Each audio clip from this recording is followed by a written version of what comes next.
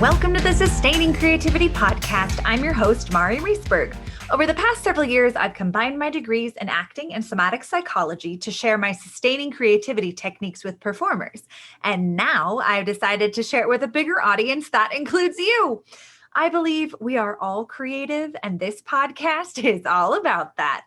I'll be interviewing people from all backgrounds, ages, and creativity experiences to share just how creative we all are. Today, I'll be chatting with RJ Sterling, vocational school teacher in one of the largest maximum security prisons in the United States. Please enjoy RJ Sterling.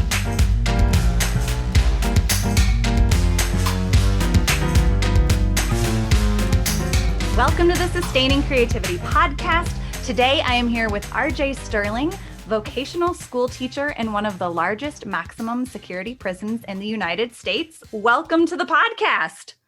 Hi, Mari. How you doing today? I'm well, thanks. I'm super excited to have you here. Thank you so much for joining me for this episode. Likewise.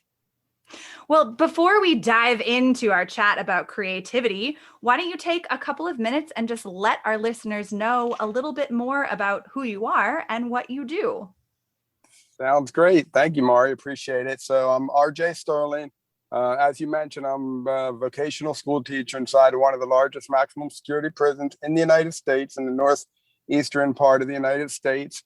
And I'm passionate about helping men become successful returning citizens, successful in the sense of having them not come back to prison. Unfortunately, there's up to 2/3 of all prisoners that are released in the United States are they come back to prison within 3 years. So I do my best to help them along the way in my full-time work. But then I also am the visionary behind Get Free and Stay Free, which is a platform, a website, and a soon-to-be podcast where we share stories of hope and transformation told only by those who have been in prison. Nice. What an amazing opportunity to share these stories and to give hope and provide support for individuals reintegrating back into society and staying out of the justice system. Right. Exactly. Yep. And the thing is, it's really a public safety initiative because, the United States Department of Justice tells us that over 10,000 prisoners are released into our communities every week of the year. Oh, and wow. They're in our neighborhoods, and they are and my passion boils down to the fact that once you did your time, that should be the end of it. You shouldn't do your time and then come out into society and then continue to be shunned and punished by a society that does not want them back. Yeah, I hear that. I think that's really important. How do you create community to support individuals' transition? And, in the mental health field, we do that as well. How can we build community to support people integrating back into their family system or culture system as well? Nice. Well, if you're ready, let's dive into some creativity questions. I'm super excited to get your take on all of the things about creativity. And so when you think about creativity, what does it mean to you to be creative?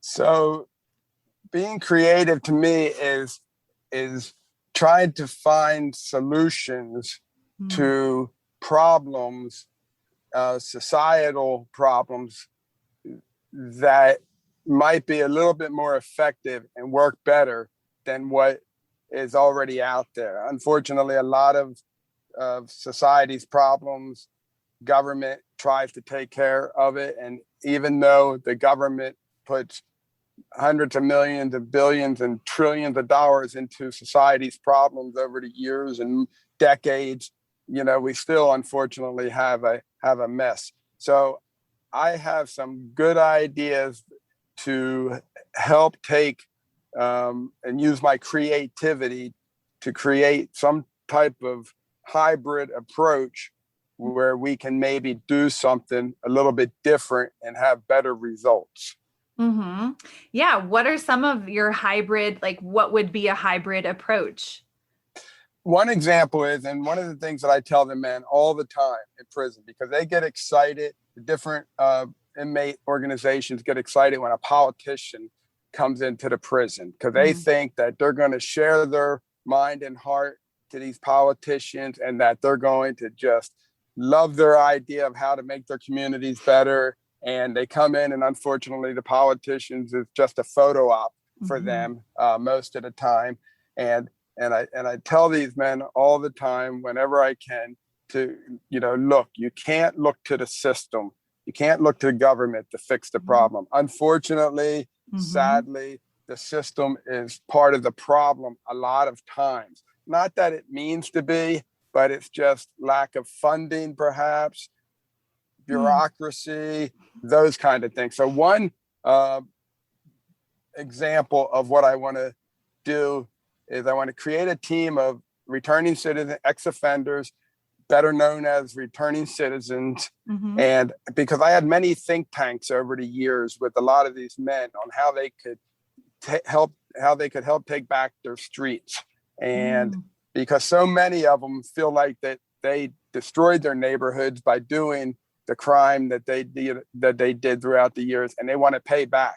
And so I say to them, what if you had $100,000 or even $300,000 startup money, and you just want one, and we just want one zip code at a time, or one mile or 3 mile radius, and come up with a plan of action of what you would do with that $100,000 or that $300,000 seed money, and to revitalize your neighborhood. But the thing is, the money's not going to be there all the time for you. So you got to come up with creative ways to create revenue streams that will sustain that neighborhood. And I have some great ideas about how to go about that. And I got a lot of great ideas from the men over the years. And then we just invest in that and try that one concept, because the only way that this is going to happen is the community has to rise up. Government is not going to do it for them. Yeah. Yeah, I can imagine how impactful having one's community invest in them as a returning citizen could be. And maybe that's, some rose-colored glasses, but I can imagine that would be really impactful for someone who is an offender and is now a returning citizen, to have their community support them in that way. What a difference it would be to return to that community in that fashion versus perhaps how people return currently. Right. And a lot of where a lot of returning citizens are in our country, they're in the urban centers, they're in the big cities. And I remember going with my church years ago over to our local town and pick up the trash in the neighborhood and then have a cookout. And I just couldn't help how ineffective that was. Here comes some white folks coming into a Black community, and they may or may not appreciate it, but it's more about building relationships, and it's got to be done in the community. And I can't think of any better group of people that can go in there than the folks that get out of prison, especially the old heads in the prison lingo of young bucks and old heads, and especially the old heads who are just so passionate, in their plan of action on how they're going to revitalize their neighborhood. It might be taking abandoned property, fix it up, then put a room in a place for the guy to live so he don't have to worry about rent. And there's just so many creative possibilities that things can be done. Yeah, absolutely. I think this is amazing to hear that in, maximum security prisons, the creativity that is being generated and the imagination and how these humans are, revitalizing their put, it sounds like their inner life to reflect how they want to be back in community as well. Right. Yeah. There's a lot of the men who are just passionate and want to do. They want to undo the wrongs that they have done Mm-hmm. throughout their life, and there's a nice percentage of them. Mm-hmm. Of course, there's a lot of bad prisoners, of course, Mm-hmm. but why not take that synergy and energy and creativity of the men, the many men that are in there, and give them an opportunity to help advance their neighborhoods. Yeah, absolutely. And when you, I mean, I can only imagine the amount of challenge that not only these men face, but that you have faced in your own life and career. How do you face creative challenges? So I have to tap into my spiritual side. Mm-hmm. In other words, when I look at the world that we live in and the challenges and the troubles, and I try to fix something or do anything, it can be too discouraging. So you got to focus on the right kinds of things Mm. and to tap into the to the creativity side. I just have to like kind of let it go to my God, to my Creator, who happens to be God, in Jesus, not to offend anybody, but that is where I find, and then the more I let it go that way, then the things happen to just fall into place. Mm-hmm. When I don't try to make something happen Mm. and force something to happen is when I can, is when things seem to work out a lot better for me. Yeah, really having that trust in a higher power, whatever you are choosing to call it or whatever people call it, but really that trust that you can let go and surrender something to a bigger, something outside of yourself that's bigger than you to support you, and how pieces can fall into place. Yeah, I really appreciate that. I think a lot of times we can get really caught up in holding on to things so tightly that we forget that there's more flow and movement when we release the grip that we have to find solutions, to solve problems, to get even more creative with what we're doing. Exactly.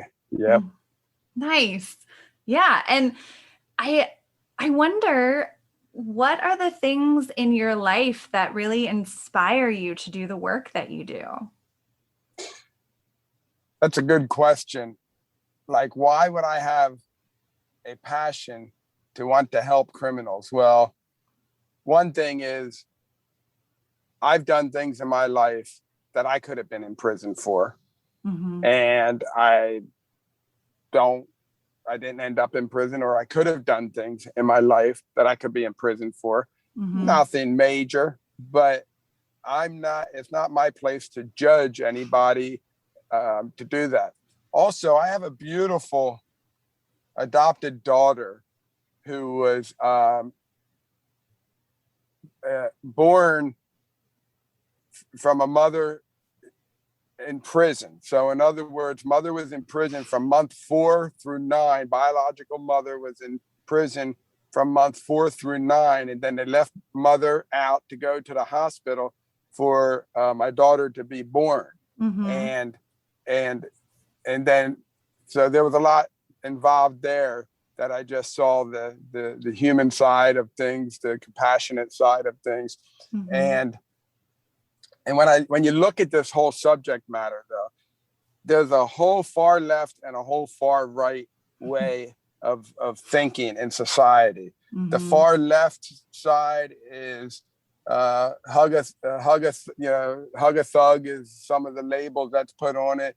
Get rid of prisons. There should be no prison in the country, which is not where I'm at. And then the far right of the side, we went through decades of lock them up and throw away the mentality. And we created mass incarceration, which is a failed social experiment. Mm-hmm. Whereas we're 4% of the world's population, but we got 25% of the world's prisoners. So you got to find that middle of the road kind of thing. And that's where I'm at in the grand scheme of things. My students and the men that I deal with, they know that I'm a no nonsense kind of guy. Mm-hmm. After being nearly 20 years in the prison system, I've there's some experience that comes with that, where the guys don't get over on you. Mm-hmm. And I always say that the men and women, society has to step up to the plate, but the man has to step, or the woman has to step up to the plate as well. It's a Mm-hmm. two-way street. It's not like entitlement. It's more like a hand out, a hand up. Those kind of things, Mm-hmm. and help do what society can do to get them back on track. Yeah, and it sounds like that really inspires you to continue to do the work that you do and to see the change, even if it's really small, to see that there is humanity and the change that you may be imparting or impacting these other human beings as you go through your life and work and career. And that's one of the things that a lot of people don't understand. The prisoners are humans. They beings. They got emotions and feelings and attitudes just like all of us. A lot of people can't understand the behavior, but when you grow up in a culture which is way different than we might not know, or be familiar with, it's a whole different ball game. Yeah. I remember, I talked to hundreds of men for thousands of hours over the years. And one story that sticks out in my mind, it was an inmate. I was talking to him casually in the hallway one day, and we had a good conversation. He said, "Mr. Sterling, man, you don't know. I don't want to come back to prison. But I went out there and I was so determined to make it right. And then I told my mom, I'm going to do this right. And she said, boy, you're crazy. You better go out there and sell some drugs to get some money, to keep things going." And that, is a reality. That's a truth of what a lot of, situations that you were talking about in the prison system, and that revolving door and coming out, many, many times, going in and out of the system. And then we release them onto the streets, and then we don't want nothing to do with them as a society. And then no wonder they just go back to what they know, whether it's, right or wrong. I mean, it's obvious, but that's just the reality of it. Yeah. I think we as society forget the situation many people are returning to. The situation hasn't changed just because the human was incarcerated. That they're still going to be heading back to that same situation. And if we don't support them to have skills and tools to change the environment first, that's really hard to expect someone to all of a sudden wave their magic wand and make really different choices in their life when no one has done it before. There's no model for it. There's no support system to say, yeah, I support you to try this new version. So yeah, definitely. Oh, pretty deep topic, pretty really heavy topic. Yeah. And there's so much creativity that comes into it, for individuals wanting to make new choices. Creativity is all about making new choices and choosing the path of stepping off the path of least resistance. And yet we continue to return people to the path of least resistance, that familiarity, the habits, and how are we supporting them to step off that path? What skills and tools are we providing as a society to say, okay, that path of least resistance, might get you what you are looking for in the short term. But if your long-term goals are to really change your life, it's going to be hard work, and we're going to have to invest way more than we currently are. So, Right. Yep. yeah, it's amazing how creativity can really show up in so many different, you know, I can't think of the word off the top of my head right now, but like different industries, in terms of like, for me to think that how much creativity shows up in maximum security prisons and where these men are incarcerated and what they're navigating and how they're navigating their life both in the prison system and how they're navigating it outside of the prison system, and that returning to citizenship or returned citizens. Yeah. Right. I remember back when I was 18 years old in the United States Army as a military policeman in Fort Stewart, Georgia. Fort Stewart, Georgia was a huge Army base, and the county jail right outside the county was the town was a very small town. So they had about 220 inmates in the county jail there, and 200 of them were GIs and only 20 were locals. And my job as an 18, 19, 20-year-old military policeman, it was really unique. And how I ever landed in there, I don't really know. But I would go back there into the county jail once a week to make sure that the GIs were being treated well. And I remember back then, a particular GI who was in the prison, county prison for a murder. And I looked on his wall, and you talk about creativity, the paper art on the wall.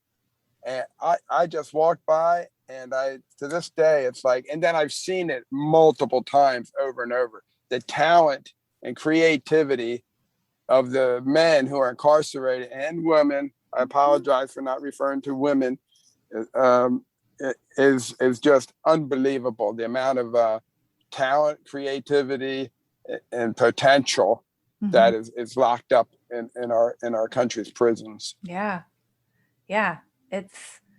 I can only imagine how much is there and how much is not even tapped into. If we think of creativity, not just in that idea of performing arts or in an art form, but creativity in kind of that everyday creativity. How am I going to survive today in the situation I'm in? There's so much creativity that goes into it. Or how do I turn the mundane into something joyful or something that brings me happiness? Also, I think there's a lot of creativity that shows up there too. Right, exactly. Yeah. And when you think about your own experience, what are some everyday issues that you have had to use creativity to solve? Being patient with the not so pleasant inmates, because they're under a lot of stress. You think about, the virus, you got men who were pretty much locked down in a 6x9 cell much of the year, if not more. And they're just now in the past few weeks really getting out. And so not only during the virus, but just in general, you got to be creative to think on how you handle them as inmates. I guess it's not any different than handling people on the streets, perhaps, but you got to be creative on how you can rise above. You got to rise above certain kind of things.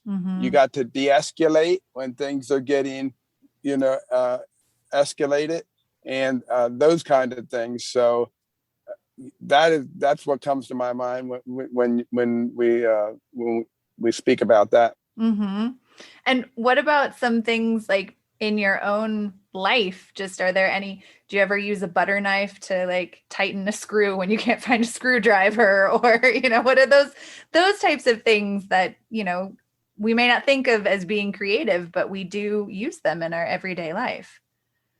Right. When I think of the creativity of the men, they have to become very creative and resourceful to maintain the most basic things. I can go into my kitchen cabinet and pull out that butter knife. I can go onto the internet and Google something that I don't know or understand. Mm-hmm. And this is a population that is just the resources, the lack of resources that they have Mm-hmm. it's phenomenal. Yeah. So really, really getting creative with how to get information, understand different things, make different choices in their life in the system that they're in. Yeah. Wow. It brings a whole, like talking to you brings a whole new respect and understanding of the prison system that I don't know that I truly understood or really appreciated until right now, having this conversation with you. Right. And that's one of the things where I want to take Get Free and Stay Free. The Mm. number one goal is to get these stories of hope and transformation told only by those who have been in prison. Mm-hmm. Nobody can tell that story any better than Yeah. them. And to get those stories back into the hands of the prisoners themselves. So that's the number one goal. They start Mm-hmm. to read, we'll put the transcripts on the website and people can download the transcripts and send it into the prison. And when these men start to read these different stories, it's like, look, if they can do it, I can do it. Yeah, Mm. because they have very similar stories. And Mm-hmm. that's the number one main thing. And then the second thing is to try to get society, like you say, most people this is just a foreign concept to them for Yeah. the most part. And is to get society to think, you know what, I don't know what I can do differently, or maybe society can get, maybe we can come up with creative ideas on how to better address this population. Mm-hmm. Absolutely. How would you encourage others to find creativity in their lives? When it comes to the topic at hand, Yeah. uh, I guess to find, oh boy, creativity to me is it's blended in with other emotions, and Mm-hmm. I wish I could be more versed on talking about that creative side, as far as being able to, what would I tell society, maybe what would I tell the public on how they would be creative, or I guess you're asking more how I am I creative mean, in the process. just like how would you encourage others? How would you encourage the men that you work with at in the prison to find creativity in their lives? I would just say that when it comes to changing the way we think, whether it's the men in the prison or the society, Mm-hmm. that we got to think of creative ways on how to address the issues and talk about it and maybe do something about it. And to find creative ways to do that, we got to find ways of changing the way that we think. I think Mm. is maybe what I'm trying to suggest. We got to think differently about something. And until Mm-hmm. we have a discussion about it, until we understand how to think creative, I know of one creative story was Jim Brown, an old guy. He's like in his 80s or 90s. He was a national football hero. Mm-hmm. And he does work in the prisons. And he went into one of the most violent prisons in the United States, Los Angeles County Jail, where riots was on average once a month. And he Mm-hmm. was creative and said, look, I'll bring my program into your system, but there's one thing. You must let the inmates run the program. I don't want no Mm. prison administrator running the program. And basically these gang wars was usually Hispanics against another organization, and then they had to sit down and talk. So Mm. the creativity and talking, like, my goodness, you would never talk to an enemy or an opposing thing. And then they sat in the room and they talked, and the next thing you know, the once a month riots went down to a rare occurrence. So, Yeah. I think when it comes to creativity, if we want to change anything, we have to change how we think. So you got to come up with creative ways on how to do that. You're going to Hmm. tap into your spiritual side.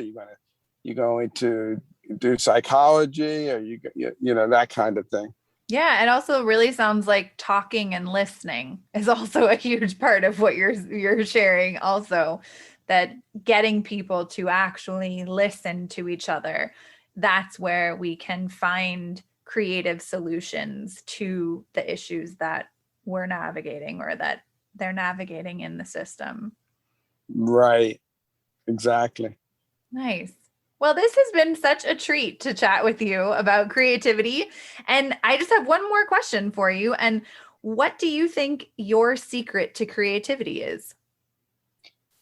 My secret to creativity is tapping into my inner self, knowing who I am instead of just flapping in the wind out there. I In love other it. words, yeah. So in other words, just, believing in myself and knowing who I am is the foundation. I believe is what the secret to creativity is. Nice. I love it. Thank you for sharing that. And if people want to learn more about the work that you do and your book that's out there, how could they go about getting in touch?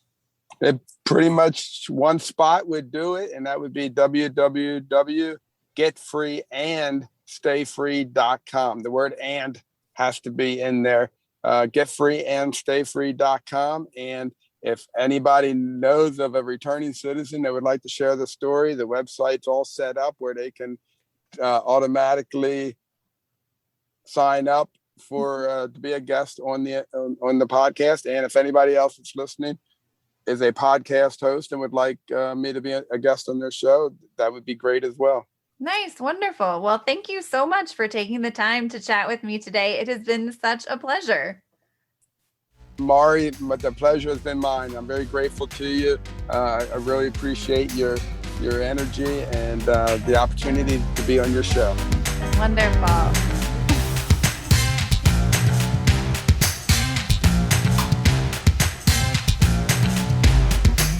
Thanks for listening to the Sustaining Creativity Podcast. We'd love to keep in touch, so follow us on Facebook and Instagram. We are at Sustaining Creativity. Make sure to subscribe to the podcast wherever you listen to podcasts. Tag your friends and family so they can listen too. We love to hear from you, so leave your reviews, comments, and questions.